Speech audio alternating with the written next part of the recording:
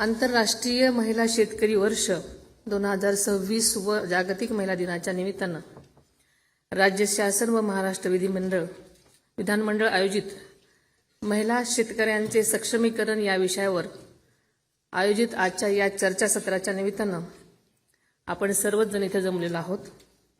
या कार्यक्रमासाठी उपस्थित असलेले आपल्या राज्याचे लोकप्रिय मुख्यमंत्री आदरणीय देवेंद्रजी फडणवीस साहेब, विधान परिषदेचे सभापती सन्मान्य राम शिंदे साहेब, विधानसभा अध्यक्ष सन्मान्य ॲडव्होकेट राहुल नार्वेकर साहेब, उपमुख्यमंत्री सन्मान्य एकनाथजी शिंदे साहेब, विधान परिषदेच्या उपसभापती सन्मान्य नीलमताई गोरे, विधिमंडळातील माझे सहकारी श्रीमती पंकजाताई मुंडे, श्री दत्तामामा भरणे, आदित्यताई तटकरे, ॲडव्होकेट आशिष जयस्वाल, तसेच विधिमंडळातील माझ्या सहकारी Monikatai Rajale, Manjulatai Gavit, doctor Jyotsnatai Gaikwad, MS Swaminathan research फाउंडेशनच्या डॉक्टर सौम्या स्वामीनाथन, डॉक्टर नित्या राव, उपस्थित सर्वच सन्माननीय मंत्री, विधानसभा व विधान परिषद सदस्य, मंत्रालय आणि विधिमंडळातील सर्वच अधिकारी व कर्मचारी वर्ग, सर्व पत्रकार व मीडियाचे सर्वच प्रतिनिधी आणि माझ्या बंधू भगिनींनो, सर्वप्रथम मी आपल्या सर्वांनाच जागतिक महिला दिन आणि आंतरराष्ट्रीय महिला शेतकरी वर्षाच्या मनापासून शुभेच्छा देते। आजचा दिवस या मातीत श्रम करणाऱ्या, स्वप्ने पेरणाऱ्या महिला शेतकऱ्यांचा सन्मान दिवस आहे। आज आपण आंतरराष्ट्रीय महिला शेतकरी वर्ष 2026 या ऐतिहासिक संकल्पनेचा गौरव करत आहोत। महाराष्ट्र राज्य विधिमंडळाच्या या पवित्र सभागृहात कृषी क्षेत्रात उल्लेखनीय काम करणाऱ्या महिला शेतकरी आणि महिला अधिकाऱ्यांचा सत्कार होत झालेला आहे। ही अत्यंत अभिमानाची आणि कौतुकास्पद गोष्ट आहे। मी ज्यांचा सत्कार झालेला आहे त्यांचं मनापासून अभिनंदन करते, कौतुक करते। महाराष्ट्र नेहमीच देशाला प्रगतीचा मार्ग दाखवणारं राज्य राहिलेलं आहे। महिला सशक्तीकरणाच्या बाबतीत महाराष्ट्र नेहमीच अग्रगणी राहिलेला आहे। कृषी विद्यापीठांमध्ये शिक्षण घेणाऱ्या 31,000 विद्यार्थ्यांपैकी 13,000 म्हणजे जवळजवळ 800 म्हणजे सुमारे 45% मुली आहेत। राज्यात 35 लाख महिला शेतकरी खातेदार आहेत। ही आकडेवारी केवळ संख्याकी नसून राज्यातील शेती आता खऱ्या अर्थानं महिलांच्या नेतृत्वाखाली नवीन पर्व लिहित आहे असं म्हणायला काही हरकत नाही। महाराष्ट्र शासनाचं एक स्पष्ट धोरण आहे की महिला सशक्तीकरण हेच कृषी समृद्धीचे सूत्र आहे। म्हणूनच कृषी विभागाच्या योजनांमध्ये आपल्याला माहिती आहे की महिलांना प्राधान्य देण्यात आलेलं आहे। कृषी योजनांमध्ये किमान 30% लाभ महिलांसाठी राखीव ठेवण्यात आलेला आहे। PM किसान योजनेमधून सुमारे 18 लाख महिला शेतकऱ्यांना आपण पाहतोय की लाभ मिळत आहे। महाDBT पोर्टलवर जवळजवळ 22 लाख महिला शेतकऱ्यांची विविध योजनांसाठी निवड झालेली आहे। या योजनांमुळे महिला स्वावलंबन, आत्मविश्वास आणि नेतृत्वाच्या त्यांना संधी मिळत आहेत।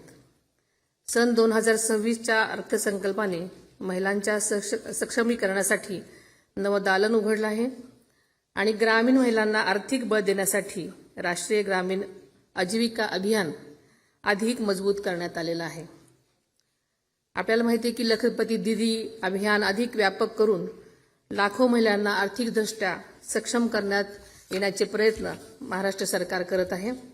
तसेच नमो ड्रोन दीदी सारख्या योजनांमुळे महिलांना आधुनिक कृषी तंत्रज्ञानाचा वापर करून शेती सेवा देण्याची संधी सगळ्यांनाच मिळत आहे।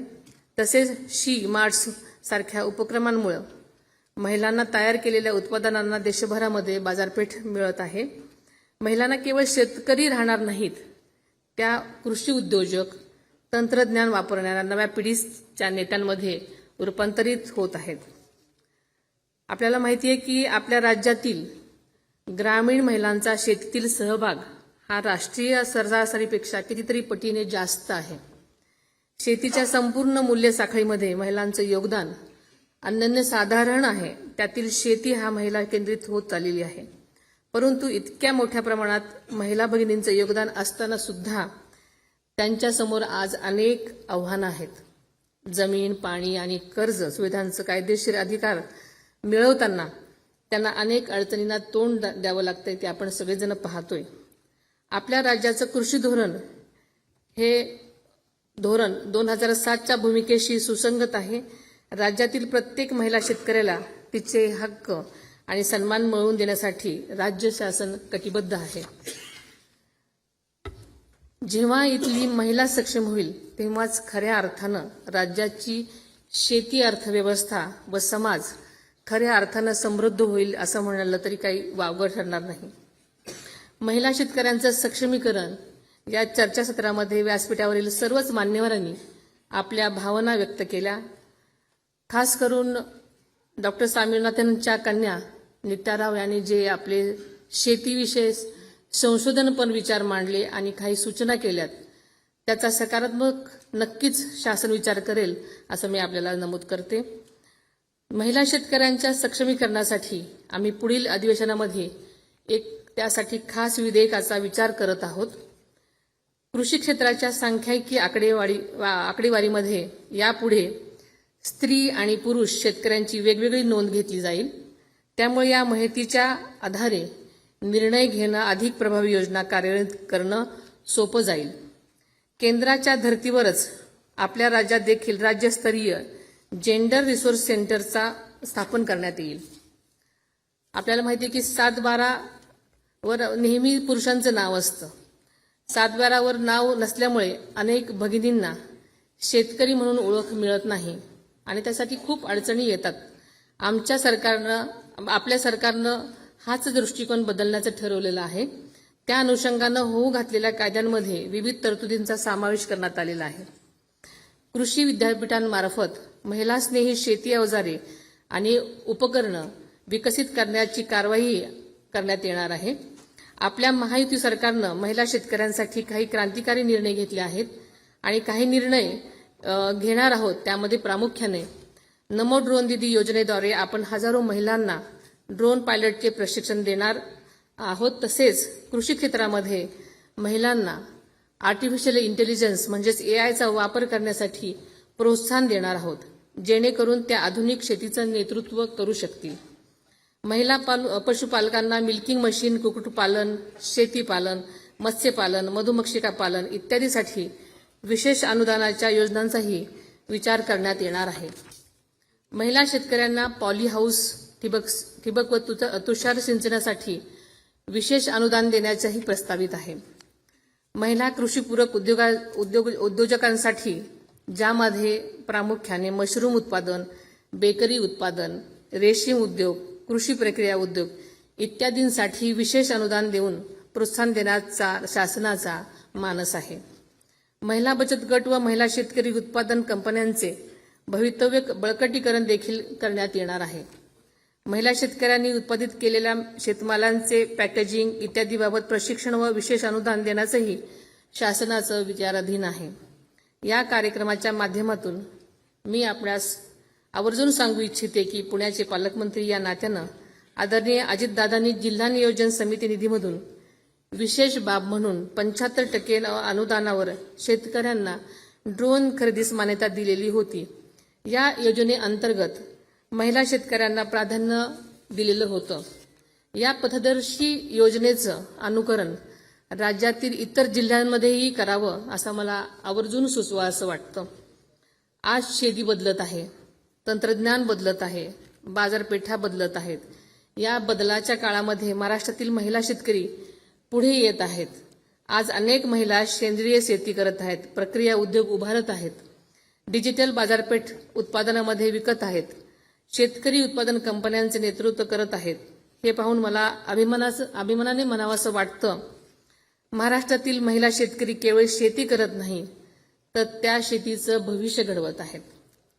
आज ज्या महिला शेतकरी आणि अधिकारी भगिनींचा आपण सन्मान केलेला आहे त्या खऱ्या अर्थानं प्रेरणेचे दीपस्तंभ आहेत.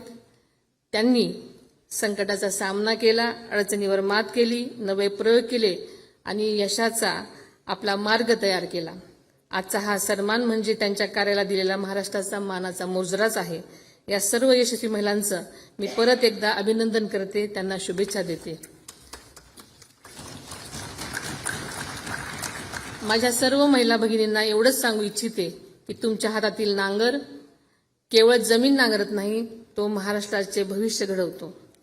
तुमच्या हातातील बीज केवळ पीक उगवत नाही, तर ते राज्याच्या समृद्धीची नवी पहाट उगवते आहे.